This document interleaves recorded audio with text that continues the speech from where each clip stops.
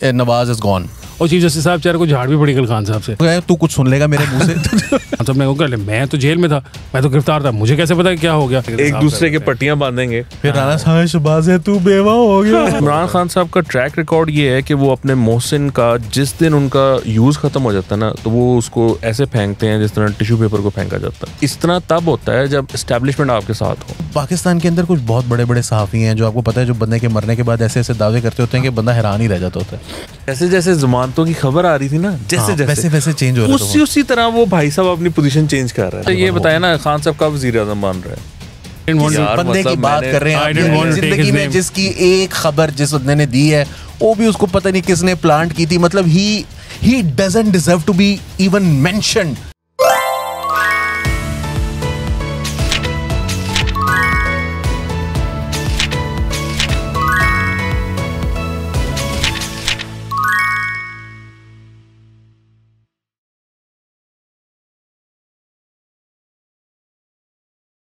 अस्सलाम वालेकुम and welcome to the sitting committee. मैं हूं हसन इफ्तिखार, मेरे साथ हैं अली वारसी और वकास हबीब राना साहब। बॉयज़ आज की हम लोग अच्छा मज़े की बात यह है, मुझे बड़ी खुशी हुई इस बात की कि अली को टैग करके लोगों ने कहा मिड वीक जब ये सारा कुछ हो रहा था, जो खान साहब की गिरफ्तारी और ये कि आप लोगों को हम मिस कर रहे हैं ना देश में, तो thank you to you guys कि आप लोग हमें इस काबिल। लेकिन आप ये देखें कि मिड वीक ही था वो अभी, और अभी वीक पूरा नहीं हुआ तो जमानतें हो गई। तो अच्छा किया ना, फिर हमने नहीं किया है हमारा वो वाला जो सारा शोगल था वो। फिर वो आप लोगों ने हमारे क्लिप निकाल कहना था, आप तो कह रहे थे 6 महीने के लिए अंदर। अच्छा किया ना, अल्लाह मैंने बचा लिया। अच्छा नाज़रीन, आज के लिए हमारे पास टॉपिक वही है खान साहब की, जो कल की जमानतों का एक सिलसिला शुरू हुआ है वो आज भी जारी है माशाल्लाह। खान साहब वैसे एक बात है ना यार, खान साहब काम छोटा नहीं डालते। इसी तरह उनको जो रिलीफ है ना वो छोटा नहीं मिलता। आम आदमी हो, उसके पास केस हो तो उसको 10 दिन के बाद एक ज़मानत मिलती है। खान साहब एक दफ़ा जाते हैं किसी अदालत में, पहले वो जाते भी महीने बाद ही हैं, महीना तो वो जाते नहीं, महीना किसी एक अदालत में जाते हैं खड़े होते हैं। वो जिस तरह वो कोई पता नहीं वो हाजिरी को क्या कहते थे जो किसी की लगवाया करता था, वो जब क्लास में खड़े होते थे पीछे से, वो क्या उसका प्रॉक्सी। हाँ, जिस तरह वो प्रॉक्सी लगती है ना खान साहब की, उस तरह होता है कि नाम आता था, खान साहब खड़े होते थे, ठक ठक ठक ठक ठक ठक ठक जमानतें आज भी मिल गई हैं। खान साहब को मेजर जो केस था अलकादिर ट्रस्ट वाला, उसके अंदर भी जमानत मिल गई है प्रोटेक्टिव कस्टडी की। उसके अलावा उनके खिलाफ जो दीगर केसेस थे उनमें जो तोशाखाना जिसके अंदर इंडाइटमेंट हो गई, सस्पेंड हो गई इंडाइटमेंट, क्योंकि असल में उसमें भी वो उनके वकील जाएंगे और कहेंगे कि चूंकि इमरान खान अपनी विल से तो पेश ही नहीं हुए थे उस दिन तो वो गिरफ्तार थे, और वो गिरफ्तारी गैर कानूनी थी। जब गिरफ्तारी ही गैर कानूनी थी तो वो पेश होते नहीं ना, तो फिर वो यही बात है। अच्छा, क्या ये वैसे थोड़ा सा मैं आप लोगों से समझना चाहता हूँ, ये किस किस्म का कानून है कि जिसमें मुल्जिम जो है उसकी मर्जी है कि वो पेश हो ना हो, अगर वो नहीं होगा तो उसके ऊपर फर्द जुर्म आयद नहीं होगी, और फर्द जुर्म आयद नहीं होगी तो केस नहीं चलेगा। What is this? आप कभी पीर भाई से मिले? कौन से वाले? कोई भी पीर भाई? मेरे पीर भाई बहुत सारे। आपने काम करवाने गए हो? मैं एक दफ़ा दोस्त के साथ गया उधर शाद बाग, तो उसको पता नहीं क्या हुआ, वो एकदम ना लस्सी वाली दूध दही वाली दुकान थी, तो वो हमें वहाँ ले गया। तो उसने ना वो पीछे तस्वीर कोई लगी हुई थी, तो उसने जाके ना अपना तारुफ कराया कि मैं भी पीर भाई हूँ। तो उस जो शख्स थे वहाँ पर, जो ओनर थे, वो तो वहाँ पर माहौल ही तब्दील हो गया। उन्होंने वो प्यार मोहब्बत चल रहा है, हमारे लिए लस्सियाँ उन्होंने बनवाई। उसने मैं कह कर गया था मैं तुम्हें लस्सी पिलाऊँ फ्री की, और वो फिर वहाँ पर माहौल ही चेंज हो गया। तो मामला ये है कि जो पीर भाई हैं वो एक दूसरे का साथ देते हैं, तो आप इसमें ज़्यादा कोई वो परेशान ना हुआ करें। अल्लाह ताला ने अपना करम किया हुआ खान साहब पे, तो वो चल रहा है सिलसिला, तो अल्लाह का करम है। बस ये ज़मानतें क्या चीज़ है, यहाँ पर तो जान भी हाजिर है।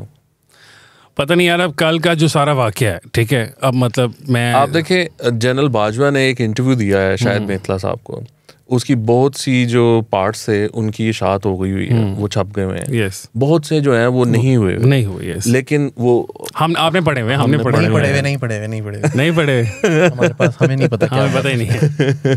तो थिंग इज के ऑफ द रिकॉर्ड बात, ऑफ द रिकॉर्ड हमने भी ऑफ द रिकॉर्ड ही पढ़े ना। हम कौन सा बताने लगे? सिटिंग कमेटी है, कौन सी स्टैंडिंग कमेटी? ये कौन सी स्टैंडिंग कमेटी? हमारा सब कुछ ही off the record. Imran Khan साहब का ट्रैक रिकॉर्ड ये है कि वो अपने मोहसिन का जिस दिन उनका यूज़ ख़त्म हो जाता है ना, तो वो उसको ऐसे फेंकते हैं जिस तरह टिश्यू पेपर को फेंका जाता है। इमरान खान साहब की ज़िंदगी में जो उनकी एक बहुत ही ख़ास शख्सियत हैं, उन पे बहुत सारे इल्ज़ामात लगे कि इन्होंने जी 5 कैरेट की ये लिया, इन्होंने ये किया वो किया, अलकादिर यूनिवर्सिटी में भी नाम आता है वगैरह वगैरह। लेकिन खान साहब ने उनको हमेशा डिफेंड किया, बिकॉज़ उनकी जो शख्सियत है वो इतनी करामात वाली है कि उसके साथ बहुत सारी जो शख्सियात हैं उनका ताल्लुक़ है, वो अटैच्ड हैं। और माशाल्लाह हमारे मुल्क में मैंने जैसे बताया कि पीर भाइयों का बड़ा प्यार मोहब्बत होता है, तो अल्लाह ताला इस सिलसिले को कायम रखे और खान साहब को अल्लाह ताला पाग लगे रहन। देखें अमर बिल मारूफ व नही अनिल मुनकर की जो हमने 7वीं क्लास में ना हमारा एक चैप्टर था, तो हमें ये पता चला कि ये क्या होता है। तो इमरान खान साहब ने इसको पॉलिटिकल स्लोगन बनाया जब मैं था कोई 33-34 साल का। तो ये जो दरमियान का 30-20 साल का अरसा है, इस 20 साल के अरसे में मैंने कभी किसी जज को, किसी सियासी लीडर को ये बात कहते हुए नहीं सुनी। और इमरान खान साहब ये कहते हैं, और चंद महीनों के बाद चीफ जस्टिस ऑफ पाकिस्तान, जिनके ऊपर ये इल्ज़ाम ऑलरेडी है और विद वेरी स्ट्रॉन्ग रीज़न उनके ऊपर ये इल्ज़ामात हैं, और उसके बाद वो वही बात करते हैं, बल्कि ओपनली कहते हैं कि जी ये चीज़ है तो मैं इसके ऊपर अमल कर रहा हूँ। तो उन्होंने तो अपना जो जिसे कहना चाहिए कि उन्होंने अपना जो ख़यालात हैं, जो अपना विज़न है, जिसकी बुनियाद पर वो तमाम फैसले कर रहे हैं, वो बिल्कुल वाज़ेह कर दिया है उस तकरीर के अंदर। और एक वो मोहसिन हिजाज़ी साहब ट्वीट करते थे अक्सर ना, बड़ी मज़ेदार एक ट्वीट थी जिसके अंदर उन्होंने वो लिखते थे कि कानून इंसाफ की राह में रुकावट नहीं बन सकता। तो इंसाफ जो है वो क्या है, ये अमर बिल मारूफ व नही अनिल मुनकर के तहत तय होगा, और कानून क्या है ये सेकेंडरी है। Ends justify the means. And ये है कि ये शख्स जो है ना, ये रियासत मदीना की बात तो करता है नहीं वो लोगों उसका बड़ी डिमांड है। मेरे मौला, वो हमारा रिपोर्टर गए हुए थे लिबर्टी में, उन्होंने वो कर रहे थे, तो लोगों से बातचीत कर रहे थे, तो वहाँ पर भी लोग यही बात करते हैं कि वो एक तो उन्होंने कहा कि वो पाकिस्तान से बाहर भी जाते हैं तो देखें शलवार कमीज़ पहनते हैं तो वो रिप्रेजेंट करते हैं पाकिस्तानियों को। और फिर उन्होंने कहा कि वो इंसाफ पसंद आदमी है, ईमानदार आदमी है और वो रिलीजियस है।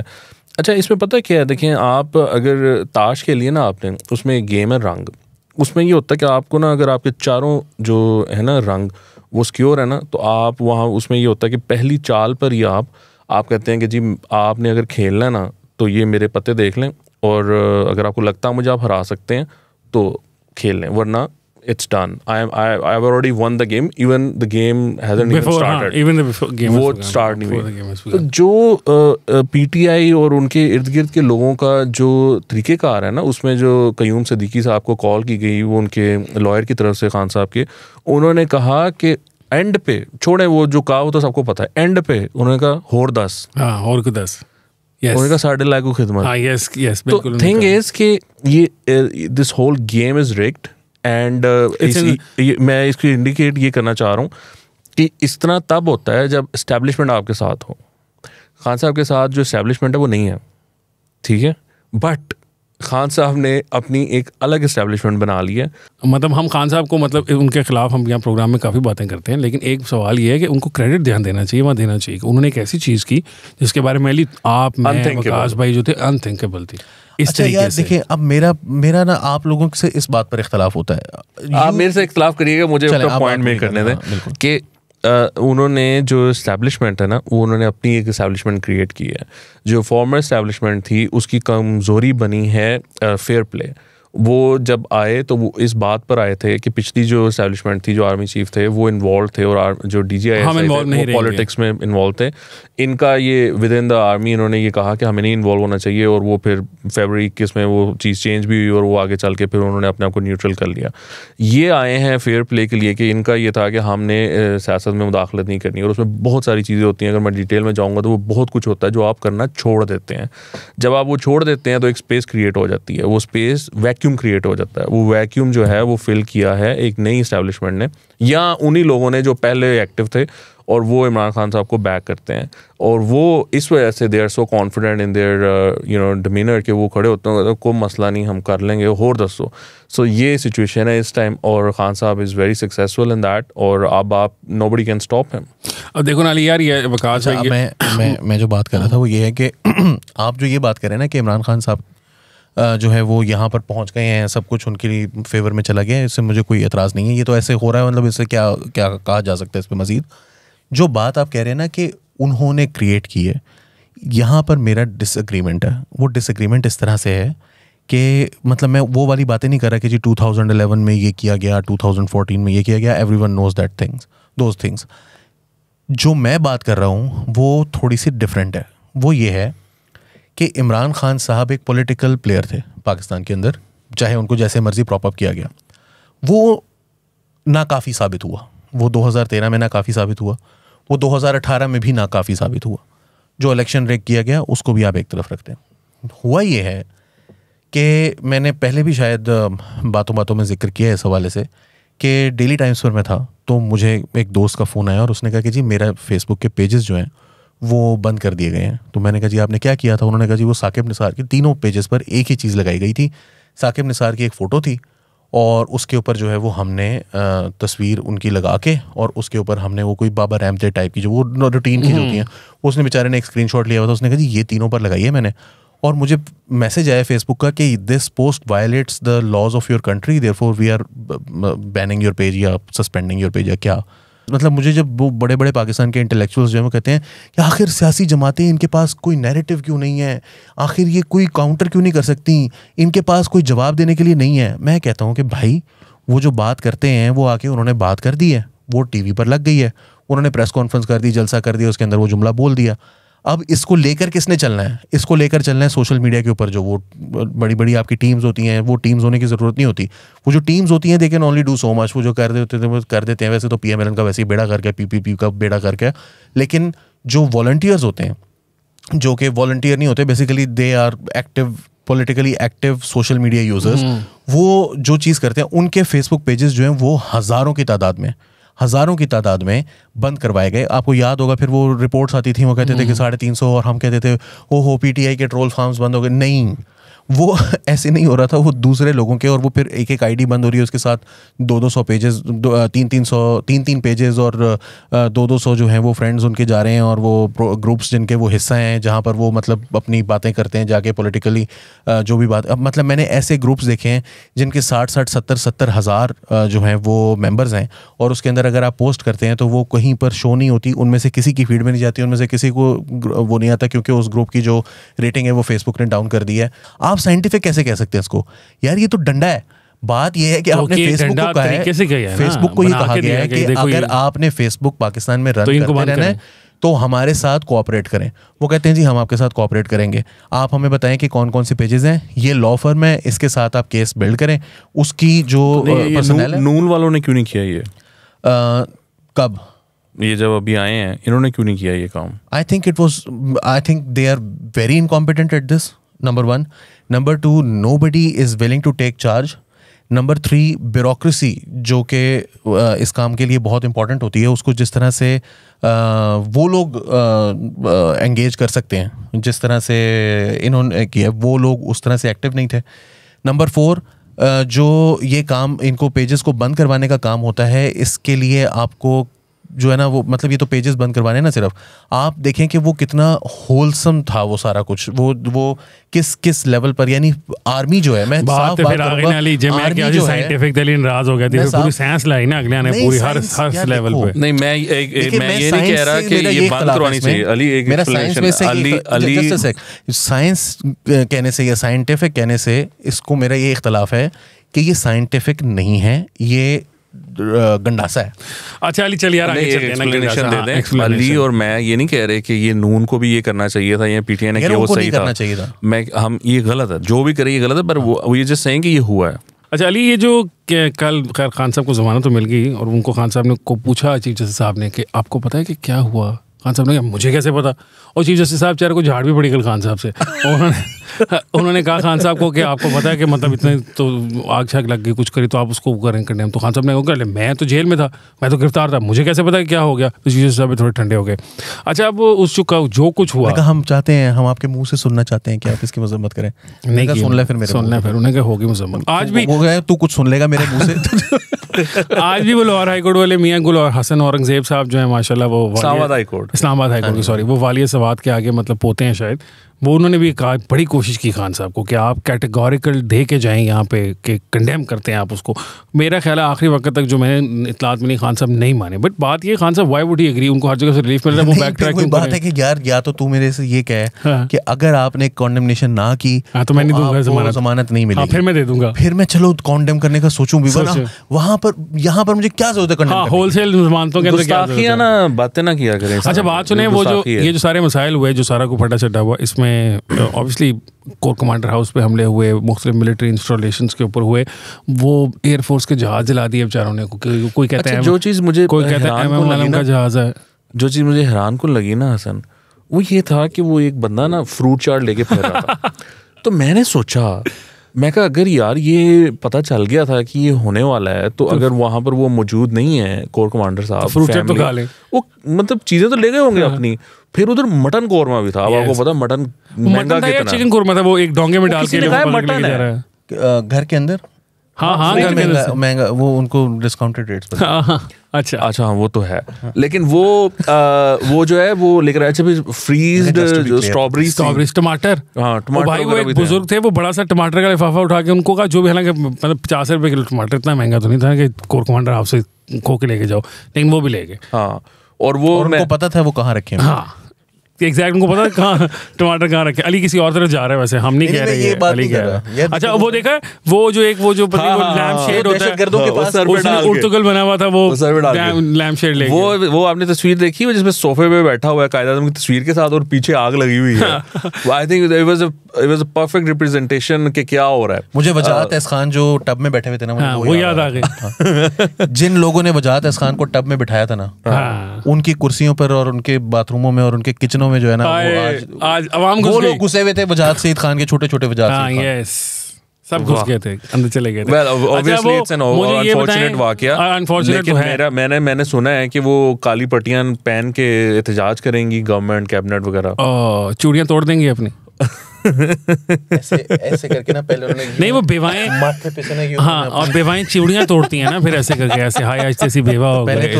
पहले तो यूं आके ना वो आएंगे शहबाज शरीफ साहब, और वो आके ना राना सनाउल्लाह के यहाँ से तिलक जो है ना, तिलक तो नहीं, वो क्या कहते हैं उसको, वो टिक्की जो होती है उसको यूं कर देंगे, और फिर उसके बाद उसकी मांग भी तोड़वाएंगे ना, मांग भी साफ कराएंगे। ऐसे मांग होती है ना, मांग भरी होती है, ऐसे एक दूसरे के पट्टियां बांधेंगे, फिर राना साहब शहबाज है तू बेवा हो गया,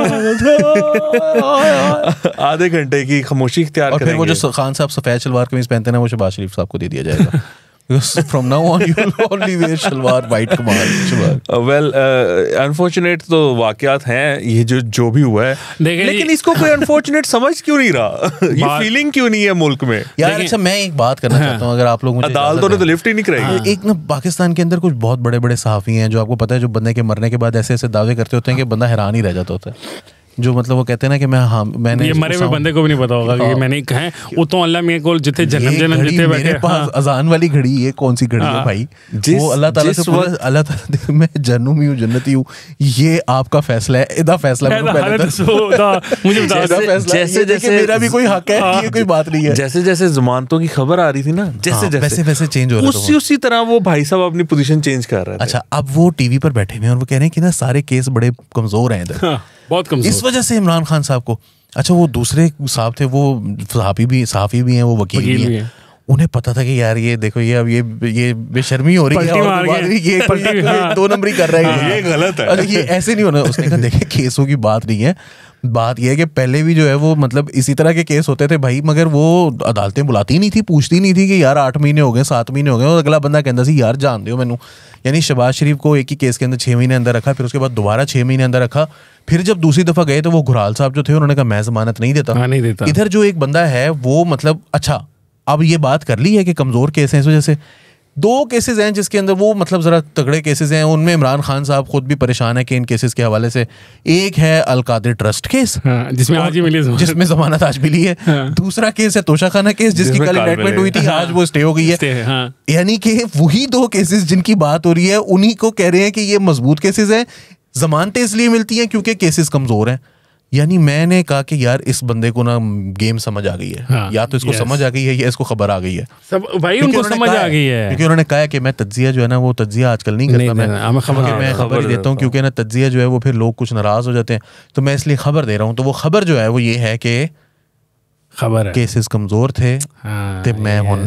अच्छा ये बताया ना, खान साहब कब वज़ीर-ए-आज़म बन रहे हैं? सिरल अलमेडा साहब ने कहा कि अगले हफ्ते अक्टूबर। उन्होंने सिरल साहब ने अगले हफ्ते का कहा, उन्होंने कहा अगले हफ्ते वज़ीर आज़म है इमरान खान। उनको कौन से ख्वाब आते हैं? I never wanted to take, I didn't want to, बंदे की बात कर रहे हैं जिंदगी में जिसकी एक खबर जिस बंदे ने दी है वो भी उसको पता नहीं किसने प्लांट की थी। मतलब ही doesn't deserve to be even mentioned. ये पॉलिटिकल मजाक की बातें हो रही हैं, उसके अंदर आप उस नॉन सीरियस आदमी का, तो इसीलिए मतलब पॉलिटिकल मजाक में नॉन सीरियस आदमी को लेके आएंगे ना। वो आई डिडंट एक्सपेक्ट कि इसका आंसर अगले हफ्ते होगा यार। मतलब कैसे हो सकता है? खुदा का खौफ करें। मतलब ये वही वाला कॉलम है कि नवाज इज गॉन। यार मैं एक बात बताऊं, आप उसके खिलाफ एंड ही इज बैक, आप उसके खिलाफ बातें जरूर करें, ठीक है? किसके खिलाफ? जो जिसकी आप बात कर रहे हैं मैं कर रहा हूँ, लेकिन आप उसके राइटिंग स्टाइल को नहीं करेंगे, ठीक है? Writing style, he has a very good writing style with short sentences, with you know full stops every there, and you know it's a treat to read him. अच्छा चले मैं आपको मजे की स्टोरी सुनाता हूँ। एक जो है ना ताकतवर आदमी जो कि कल बहुत ज्यादा खबरों में रहे हैं और मतलब मामलात में भी रहते हैं, लेकिन कल रहे हैं, मैं नाज़रीन को नाम नहीं बता, वो भी जजेस गेट से एंटर हुए थे। जजेस गेट से ही एंटर होते हैं, अच्छा ठीक है? सबसे बड़े जजेस गेट से एंटर होते हैं। बड़ा जज है इधर से बड़ा, वो पुराने जमाने में मेरे ख्याल है मुगलों का छोटा गेट बड़ा गेट, अगले 30 सेकंड्स में आपने बता देना पता कौन है। वो लिखा होता। अच्छा खैर, तो वो जो है ना वो बहुत गैर सियासी हैं असल में। वो बिल्कुल अपने आप को एसोसिएट नहीं करना चाहते किसी सियासी जमात के साथ और किसी सियासी सोच और नज़रिए के साथ। और मैं आपको उसकी बहुत बड़ी एग्जांपल देता हूँ। वो हुआ यूँ कि ना उनके जो दामाद थे उनके वाले साहब की वफ़ात हो गई। अब किस्मत की करनी ऐसी है कि उनके दामाद जो थे ना उनके वाले साहब कौमी असम्बली के मेंबर थे, और किस्मत की करनी कुछ ऐसी हुई कि उनके दामाद की वालदा भी हैं, वो भी कौमी असम्बली की मेंबर थी, और कुछ करनी ऐसी हुई कि उनके भाई भी कौमी असम्बली के मेंबर, तो 3 मेंबर थे। खैर वाले साहब की वफ़ात हो गई तो वालदा को ना पार्टी ने टिकट अलॉट कर दी कि आप इलेक्शन यहाँ से कंटेस्ट करेंगी। तो अब ऑब्वियसली नॉर्मल है पाकिस्तान पहले वो वुमेन टिकट पे, जी पहले वो वुमेन, हाँ पहले वो रिजर्व सीट पे एमएनए थी, फिर उनको कहा गया कि आप यहाँ से जो है ना डायरेक्ट इलेक्शन लड़ लें। तो ऑब्वियसली पाकिस्तान में इसी तो ना होता है, मतलब अगर आप खड़े हो जाते हैं इलेक्शन लड़ने के लिए तो आपके भाई जो फैमिली है वो ऑब्वियसली आपके लिए कैंपेन करती है। एक तो नॉर्मल बात है ना, ये तो अंडरस्टूड है और गिवन है। तो ये जो बहुत अच्छे आदमी हैं जो गैर सियासी हैं, इन्होंने क्या किया कि इन्होंने अपने दामाद को बुलाया और उससे कहा कि मेरी बात सुन, तू जो है ना मुझे नज़र नहीं आना चाहिए अपनी माँ की कैंपेन चलाता हुआ, ना तो किसी कॉर्नर मीटिंग में मुझे नज़र आना चाहिए, ना किसी पोस्टर पे तेरी तस्वीर होनी चाहिए। तेरी मतलब basically you do not exist, you should not be seen doing anything. और मेरी बेटी भी तुम्हारे साथ, इवन तो वो तुम्हारी माँ की बहू है और फैमिली अब तुम्हारी में का पार्ट बन चुकी भी है, लेकिन वो ऐसा कोई काम नहीं करेगी, क्योंकि अगर आपकी एसोसिएशन नज़र आएगी इस तरीके से तो योर एसोसिएशन और you going out to ask for votes will you know look badly upon. ये कब की बात है भला? ये पिछले साल की बात है, इतनी पुरानी बात नहीं है। आई थिंक ये 2021 के 2020 के लास्ट दिसंबर था, 2000 के बाद जब उन्होंने इलेक्शन लड़ा, 2020 का एंड था, नवंबर दिसंबर था, जिसपे वो एक्चुअली वो खान साहब वाज इन पावर, खान साहब was prime minister of Pakistan, yes, and he did not खैर वो कह तो ये रहे थे कि वो सियासी दिखना नहीं चाहते थे। आज हमें पता चला कि वो असल में he did not want to cross the paths of that person जिसको उन्होंने बाद में फिर मोहब्बत के हार पहनाने थे, जिसको देख के उन्होंने खुश होना था। तो खान साहब जो हैं वो इतनी पता चलता है कि क्रिज्मा है उनकी पर्सनैलिटी में ना, जो लोगों को उन्होंने अपने शहर में गिरफ्तार किया हुआ है, मतलब ये तो सेटल्ड बात है ना। तो ये जो शहर है इसका असर आप पर क्यों नहीं है, हम पे क्यों नहीं हुआ? पता नहीं जी, ये तो अल्लाह जानता है यार। मैंने एक ऐसा लफ्ज, मुझे आप पता क्या फील हो रहा है, मुझे फील हो रहा है लफ्ज इस्तेमाल करने लगा था जो कि ना मतलब even bye sitting committees standards वो लफ्ज़ गलत है, वो मुझे इस्तेमाल नहीं करना चाहिए। लेकिन मैं आपको सिर्फ यही कहूँगा कि सूरह कहफ पढ़ा करें, और ख़ास तौर पर आखिरी 10 आयत, 10 सूरतें, 10 जो उसके वो हैं। भाई अभी आप एक्सप्लेन करो इसको। नहीं एक्सप्लेन ना करें अली। चले भाई, अली जो है, अली ने जो कबात की है ना, मेरा ख्याल है बस इसको यहीं पे ख़त्म कर देते हैं आज का। नाज़रीन सिटिंग कमेटी का भी टाइम ख़त्म हो रहा है। आप नोटिस करेंगे कि मैं आपको ये नहीं कह रहा आज क्या हमारा यूट्यूब और फेसबुक पेज सब्सक्राइब करें नए वाला। खैर आपने करना है तो कर लें, मतलब मैं ये सोच रहा हूँ कि अब अपने आप को हम भी ज़रा अंडर सेल किया करें, ओवर सेल ना किया करें। आज के लिए इतना ही है। मुझे हसन इफ्तिखार को, अली वारसी को और वकास इब्राहिम साहब को दीजिए इजाज़त। अल्लाह हाफ़िज़।